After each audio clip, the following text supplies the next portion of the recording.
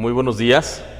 Reciban todos un saludo y muchas bendiciones de parte de la Iglesia Cristiana Bautista Eliasim en esta mañana de domingo 9 de agosto del año 2020. Y en esta mañana vamos a continuar con esta nueva serie de mensajes que tiene por título Dios no está en cuarentena.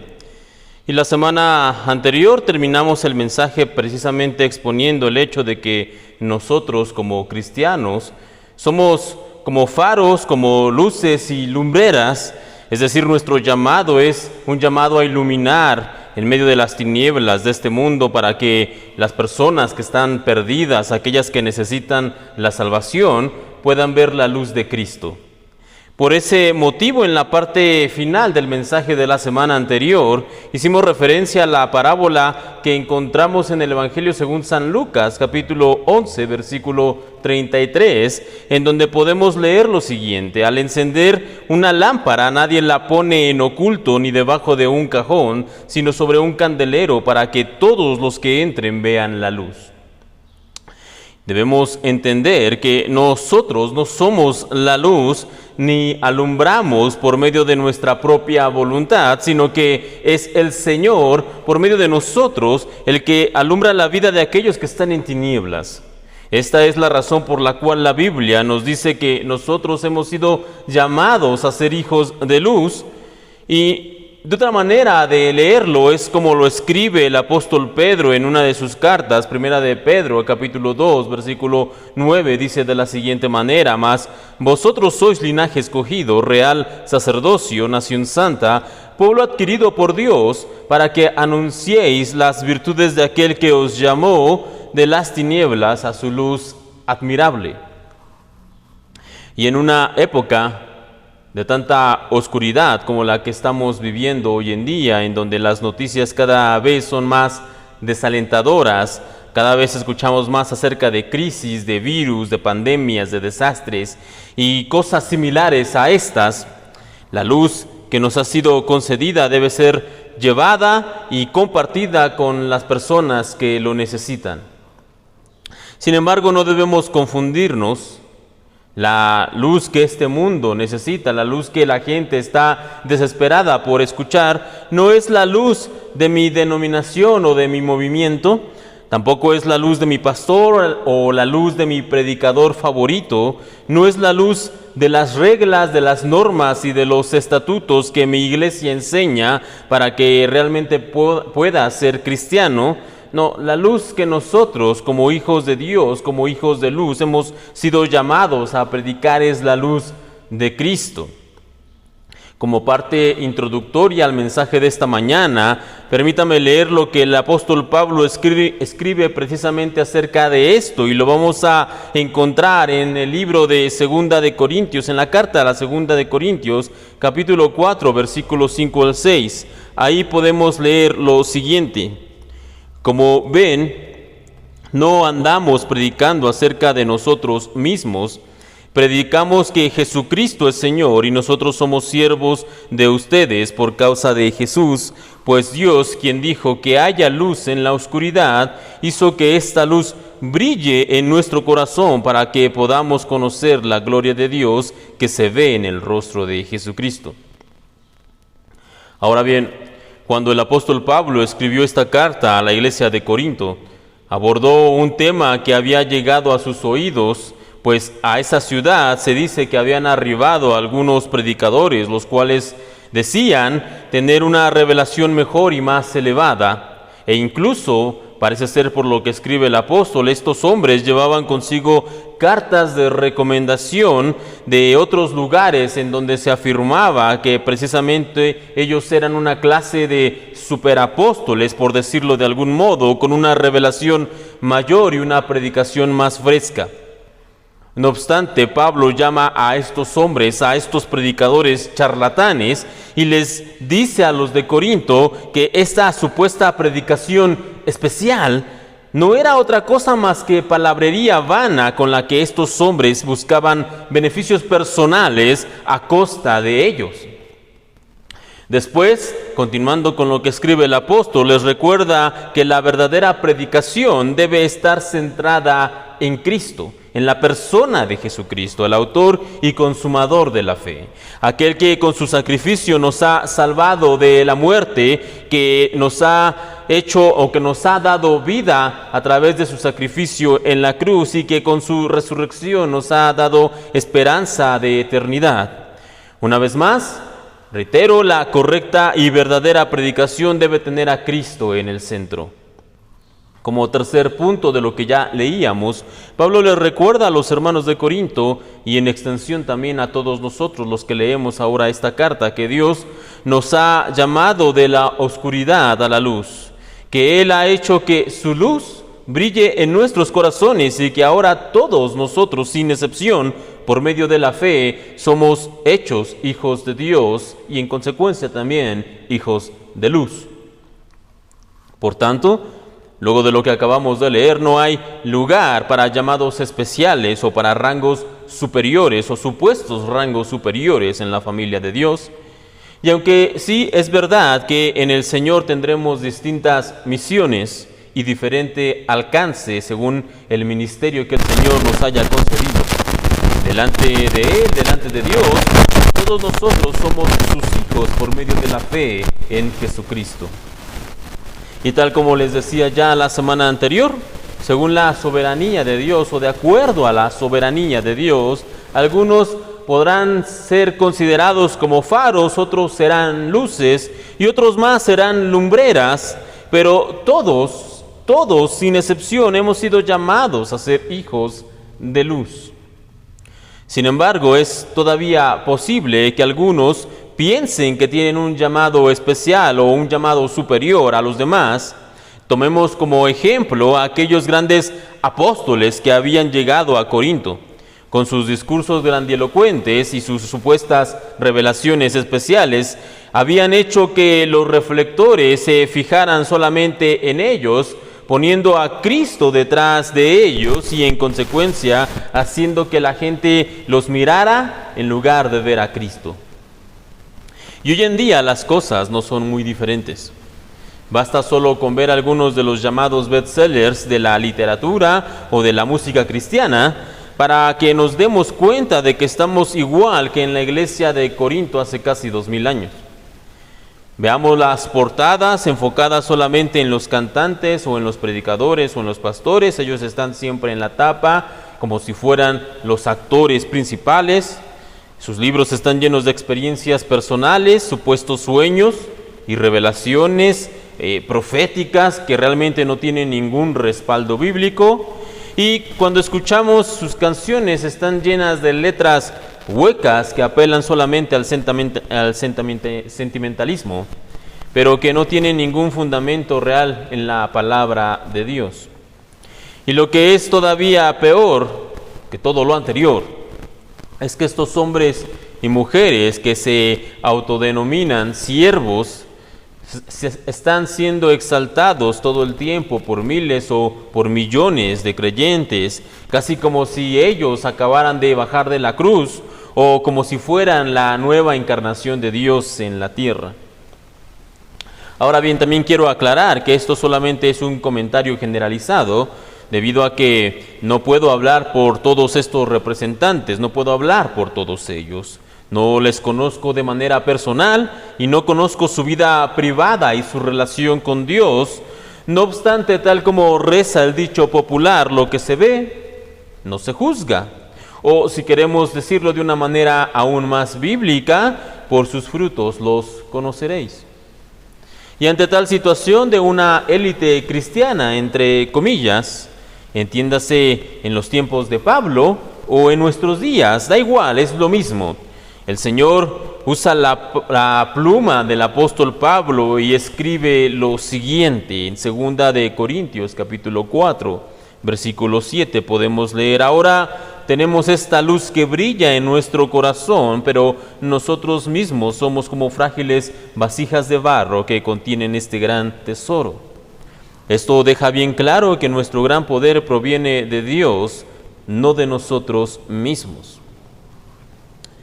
Poco podemos agregar ante un versículo tan claro y tan contundente, así que permítame solamente resumirlo en 3 puntos. Punto 1, la luz de Cristo brilla en nuestros corazones. Punto 2, esa luz está contenida en frágiles vasijas de barro, las cuales somos nosotros. Y punto número 3, el poder proviene de Dios, no de nosotros. Esta es la enseñanza de este texto, listo, está perfectamente claro esta enseñanza, este resumen. Sin embargo, también debemos entender en esta mañana algunos puntos, y a pesar de que esta es una enseñanza tan clara, también es increíble cómo los creyentes hemos obviado esta enseñanza, lo que acabamos de leer, y hemos construido pequeños altares a nuestro alrededor o alrededor de los pastores y de los líderes. Y permítame explicar a qué me refiero con esto. Se dice a manera de broma que en los Estados Unidos seguramente el aire tiene algo extraño, pues precisamente tiene un extraño efecto ante los turistas mexicanos. Esto es así porque un turista mexicano que se encuentra en el país vecino no tira basura en la calle, no se pasa el alto, no se pasa la luz roja, usa siempre el cinturón de seguridad, obedece las indicaciones, no intenta meterse o colarse en la fila y muchas otras cosas que sí haría aquí en México. Y lo cierto es que el aire en Estados Unidos no tiene ningún componente diferente, no es algo raro, no es algo distinto, pero esta forma de ver las cosas nos ejemplifica perfectamente cómo en ciertos lugares y ante ciertas circunstancias nosotros solemos portarnos de manera diferente. Ahora bien, les digo esto porque algo similar sucede cuando nosotros aceptamos al Señor como Salvador y comenzamos a venir a la iglesia. Piense por un momento en un domingo común dentro de las iglesias. Todos son sonrisas, todos son saludos, todos son besos. Bueno, obviamente ahora no, a causa del coronavirus, pero en los domingos de manera general, reitero, todos son sonrisas, besos, abrazos.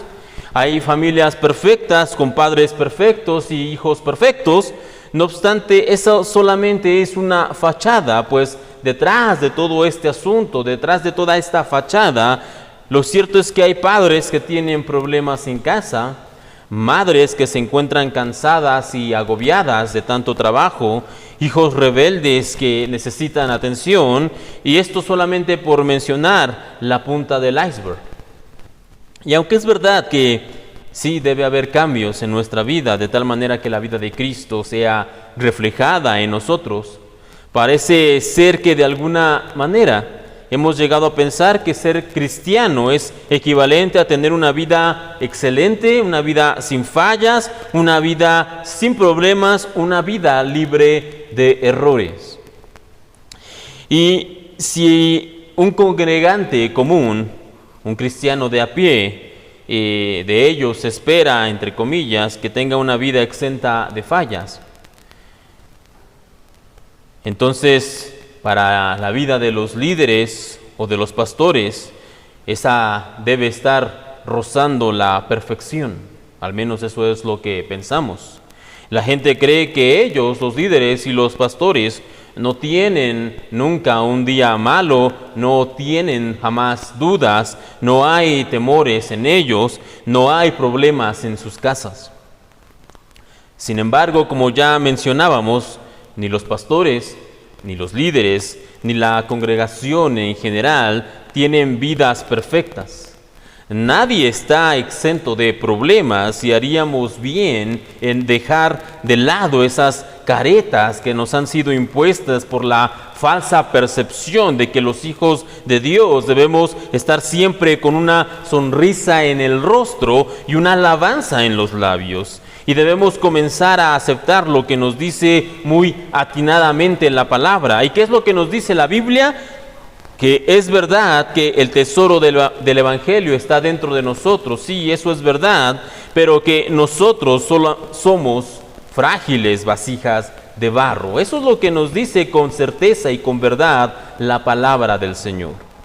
Hermanos, si en lugar de estar pretendiendo ser iglesias perfectas con miembros perfectos y líderes y pastores perfectos, Si en lugar de estar haciendo eso o de pretender estar siendo así, realmente aceptáramos nuestra condición de frágiles vasijas de barro y expusiéramos sin temor nuestras fallas, nuestras luchas y nuestras dificultades, entonces seríamos un lugar como iglesia, seríamos un lugar más accesible a las personas que nos miran desde afuera. También recibiríamos ayuda en oración y en cercanía de parte de los hermanos y estaríamos aceptando nuestra necesidad que tenemos del Señor. ¿Sabe qué es lo que pasa cuando reconocemos nuestra fragilidad ante Dios? ¿Sabe qué es lo que sucede? Pues bien, el apóstol Pablo es un gran ejemplo de ello y de hecho escribe lo siguiente acerca de este asunto. En 2 de Corintios, capítulo 12, versículo 9, podemos leer esto. Y me ha dicho, este es el Señor hablándole al apóstol, y me ha dicho, bástate mi gracia porque mi poder se perfecciona en la debilidad. Por tanto, de buena gana me gloriaré más bien en mis debilidades para que repose sobre mí el poder de Cristo. El cristianismo no trata de grandes hombres haciendo cosas para Dios, sino de Dios haciendo grandes cosas con frágiles vasijas de barro. Nosotros debemos aprender a mirar las historias que encontramos en la Biblia de la siguiente manera. David no mató a Goliat, sino que Dios fue que utilizó a un pequeño pastor para librar a su pueblo de los filisteos. Noé no construyó un arca, sino que Dios le dio la perseverancia a un hombre anciano y a su familia para poder así resguardar a la humanidad. Moisés no fue quien liberó al pueblo de la cautividad de Egipto, sino que Dios utilizó a un hombre exiliado y casi olvidado para mostrar su poderosa mano. Elías no fue el hombre que hizo que la lluvia se detuviera en Israel por casi 3 años o por más de 3 años, sino que fue Dios, el Señor, el que respaldó la fe de un profeta. Los apóstoles no inundaron el mundo con el Evangelio, sino que Dios utilizó a hombres y mujeres sin preparación y sin recursos, y con ellos hizo lo imposible, llevó el mensaje hasta lo último de la tierra de aquel entonces. Una vez más, el cristianismo no trata de grandes hombres haciendo cosas para Dios, sino de Dios haciendo grandes cosas con frágiles vasijas de barro. Y hoy en día, como iglesias y como pastores, ante la imposibilidad de comunicar el mensaje por los medios tradicionales, debido a que los servicios dominicales se han visto reducidos, las reuniones en las iglesias continúan suspendidas en muchos lugares, y el acceso virtual está limitado, ya sea por la falta de tecnología o por las barreras generacionales o una combinación de estos elementos. Nos hemos volcado a redoblar los esfuerzos, a hacer más transmisiones en vivo, a buscar otros métodos para llevar el mensaje, más redes sociales, llamadas telefónicas, mensajería instantánea, correos electrónicos, clases y estudios en línea. Y aunque todo lo anterior está muy bien y es correcto, no debemos olvidar que ante este gran esfuerzo que estamos haciendo, nosotros solamente somos frágiles vasijas de barro. Pidamos al Señor que permita que nosotros nunca lleguemos a pensar que es por nuestra habilidad o por nuestra pericia que el reino de los cielos está avanzando. Lejos esté de nosotros pensar de esa manera, sino que reconozcamos que si estamos haciendo algo en este tiempo con tantas limitaciones, es por el poder de Dios que actúa en nosotros.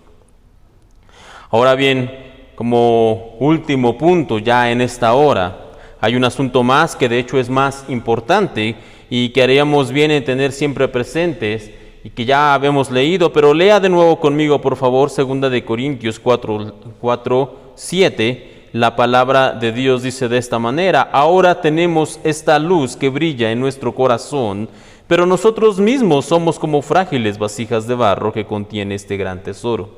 Esto deja bien claro que nuestro gran poder proviene de Dios, no de nosotros mismos.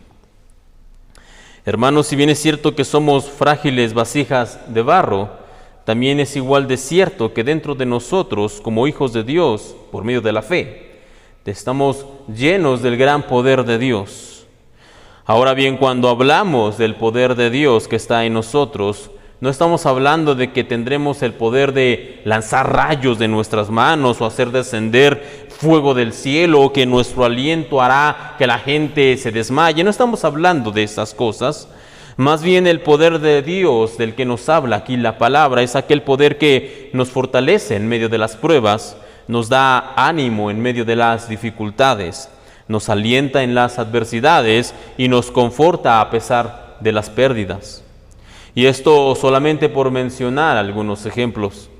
De hecho, el apóstol Pablo escribe una lista de lo que el poder de Dios puede hacer por nosotros en los siguientes versículos del pasaje que ya leíamos. Segunda de Corintios, capítulo 4, del versículo 8 en adelante, podemos leer lo siguiente: por todos lados nos presionan las dificultades, pero no nos aplastan. Estamos perplejos, pero no caemos en la desesperación. Somos perseguidos, pero nunca abandonados por Dios. Somos derribados, pero no destruidos. Mediante el sufrimiento, nuestro cuerpo sigue participando de la muerte de Jesús para que la vida de Jesús también pueda verse en nuestro cuerpo. En resumen, el poder de Dios que está dentro de nosotros es el que nos ayuda a enfrentar las diferentes pruebas que atravesamos en nuestro caminar como creyentes, y no solamente eso, sino que es por medio del poder de Dios en conjunto con las pruebas que el Señor permite en nuestras vidas, que nosotros somos transformados y moldeados cada vez más a la imagen de su Hijo Jesucristo.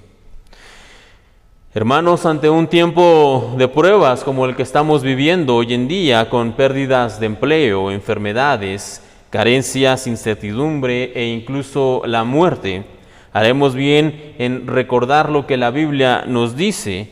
Y la palabra del Señor nos enseña que, sostenidos por el poder de Dios, nosotros podemos ser presionados por las dificultades, pero no aplastados. Podemos estar perplejos, pero no caer en la desesperación. Podemos ser perseguidos, pero nunca seremos abandonados por Dios. Y aunque podemos ser derribados, no podremos ser destruidos.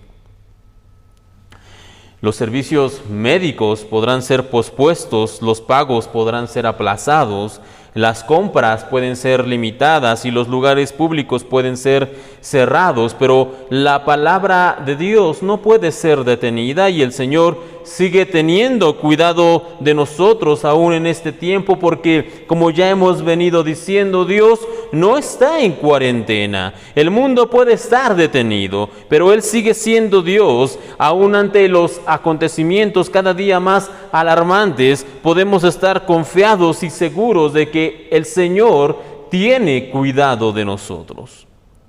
No obstante, el hecho de que Dios esté al cuidado de sus hijos no nos exime de atravesar por diferentes pruebas. Note que, de acuerdo a lo que acabamos de leer, el poder de Dios está en nosotros, no para evitar las dificultades. Escuche bien, el poder de Dios está en nosotros, no para evitar las dificultades, sino para poder enfrentarlas. Y cuando las enfrentamos de la mano del Señor, entonces, como dice su palabra, mediante el sufrimiento, nuestro cuerpo sigue participando de la muerte de Jesús para que la vida de Jesús también pueda verse en nuestro cuerpo. Así que, hermanos, si en estos meses, en estos últimos meses, usted ha llegado a sentirse cansado o abatido, alarmado, exasperado, sin esperanza, agobiado o desanimado, no debemos ocultarlo. No ganamos nada con ello, no ganamos nada con pretender pararnos de manera estoica como si las circunstancias que estamos atravesando no nos afectaran. No ganamos nada con ello. Por lo contrario, debemos reconocer como frágiles vasijas de barro que necesitamos del poder de Dios, que necesitamos que su poder actúe en nosotros. Y cuando nosotros reconocemos esto, entonces seremos fortalecidos, seremos alentados. El Señor nos dará descanso, paz, esperanza, tranquilidad, ánimo, y sobre todo, el carácter de Cristo será formado en nosotros. Iremos siendo transformados cada día más a la imagen del Hijo de Dios.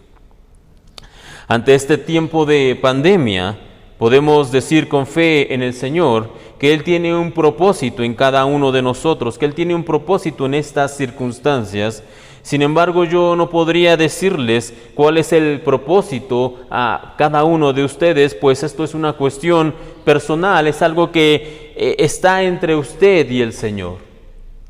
No obstante, lo que sí puedo decirles es que, de acuerdo a lo que acabamos de leer en esta mañana, de acuerdo a lo que nos dice la palabra de Dios, las pruebas que estamos enfrentando hoy en día deben ayudarnos o deben conducirnos a reconocer que somos frágiles vasijas de barro. Eso es lo primero que nosotros debemos reconocer, que ante estas pruebas nos hemos visto superados, que no sabemos muchas veces cómo proceder, que incluso el futuro nos puede causar ansiedad, pero debemos reconocer que somos frágiles vasijas de barro. Eso es lo primero que como creyentes debemos hacer. Segundo, debemos tomarnos de la mano del Señor para que su poder nos ayude a atravesar las dificultades. Sería en vano intentar atravesar estos problemas actuales solo con nuestra fuerza. Sería, reitero, en vano. Sin embargo, debemos, como segundo punto, tomarnos de la mano del Señor y que su poder nos ayude en estos tiempos. Y tercero,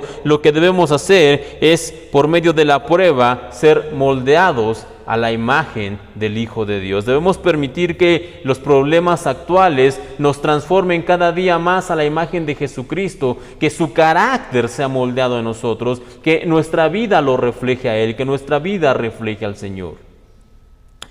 Teniendo esto en mente, hermanos, vamos a terminar en esta mañana y vamos a hacerlo con una oración. Y quiero que oremos por 4 cosas. Primero, que oremos para que el Señor nos permita hacer luz en estos tiempos para las personas que lo necesitan. Segundo, oremos para que el Señor nos permita predicar a Cristo de manera correcta. No nuestras ideas, no lo que nos han enseñado a veces de manera errónea, no, sino predicar solamente a Cristo, que es lo que la gente necesita. Tercero, oremos para que podamos reconocer que somos frágiles vasijas de barro. Yo sé que esto es complicado, sé que a veces no nos gusta o no nos gustaría reconocerlo, pero debemos hacerlo. Y cuarto, oremos para que el Señor nos permita pasar la prueba por medio de su poder y que en ello nosotros podamos ser moldeados a la imagen de Cristo Jesús. Así que le voy a pedir por favor que cierre sus ojos y que me ayude orando desde sus hogares. Amado Señor, te damos gracias en esta mañana, primero que nada por la vida. Te damos gracias por tu palabra y te pedimos en esta hora que tú nos permitas realmente ser luz en medio de estos tiempos tan inciertos y tan oscuros. Que nos ayudes a iluminar en los lugares que lo necesitan por medio de la luz que tú has puesto en nuestros corazones. Del mismo modo, que nuestra predicación sea basada siempre en tu Hijo, que nosotros llevemos el mensaje correcto del Evangelio y ayúdanos, Señor, a poder hacerlo. También queremos pedirte, por favor, que nos ayudes a reconocer que solo somos frágiles vasijas de barro, que nosotros no podemos por nuestras fuerzas o por nuestra habilidad. Quizá podamos sostenernos por algún tiempo, pero al final del día siempre terminaremos cediendo. Pero Señor, si nosotros reconocemos que te necesitamos, entonces tú nos llenarás de tu poder, nos llenarás de tu fuerza y podremos atravesar tomados de tus manos las dificultades que estamos viviendo hoy en día y al mismo tiempo por medio de tu poder en nosotros seremos moldeados a la imagen de tu Hijo Jesucristo. Te pedimos esto, por favor, en esta mañana. También ponemos una vez más en tus manos a nuestros gobernantes, a nuestras autoridades, para que les des sabiduría en estos tiempos.